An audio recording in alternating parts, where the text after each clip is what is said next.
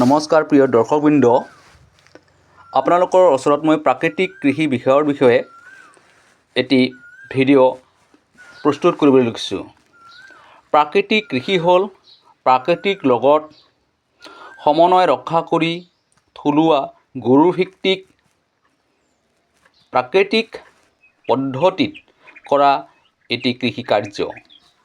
প্ৰাকৃতিক কৃষি দৰ্শনৰ মূল উদ্দেশ্য হ'ল প্ৰকৃতিৰ সৈতে কৃষি কাৰ্য কৰি স্বাস্থ্যকৰ খাদ্যৰ উৎপাদনৰ লগতে মাটিৰ পৰিৱেশকো স্বাস্থ্যকৰ কৰি ৰখা। প্ৰাকৃতিক কৃষিৰ মহত্ব: 1 নম্বৰ, মাটিত থকা কেঁচু আৰু অণুজীৱৰ সংখ্যা বৃদ্ধি হোৱাৰ কাৰণে মাটিৰ উৰ্বৰা শক্তি বৃদ্ধি কৰে।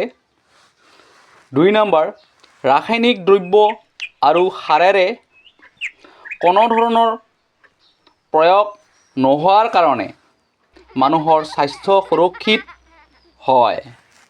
3 নম্বৰ, প্ৰাকৃতিক কৃষিয়ে গোলকীয় উষ্ণতা নাইকিয়া কৰিবলৈ কাম কৰে তথা পৰিৱেশ ৰক্ষা কৰাত সহায় কৰে।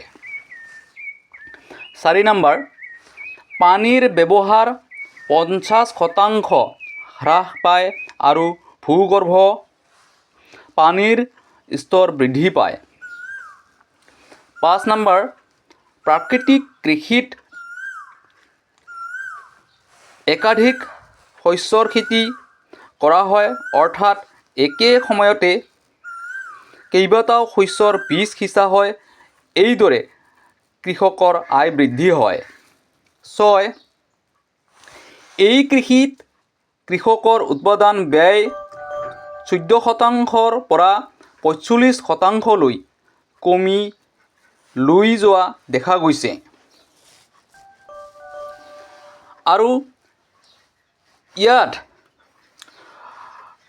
আপোনালোকে ব্যৱহাৰ কৰিব পাৰে প্ৰাকৃতিক কৃষিত সাৰ তৈয়াৰ কৰি, অৰ্থাৎ বীজামৃত, জীৱামৃত, ঘন জীৱামৃত, এই ধৰণে আপোনালোকে ইয়াত সিঁচি দিব পাৰে। আৰু পোকে নাখাবৰ কাৰণে আপোনালোকে নিমাস্ত্ৰ আৰু আগ্নেয়াস্ত্ৰ ইয়াত স্প্ৰে কৰিব পাৰে। এনেকুৱা কৰিলে আমাৰ প্ৰাকৃতিক কৃষি কাৰ্য কৰি উৎপাদন কৰা শাক ভাল হ'ব। মই আজিলৈ আহিছোঁ। জয় হিন্দ, ধন্যবাদ, থেংক ইউ।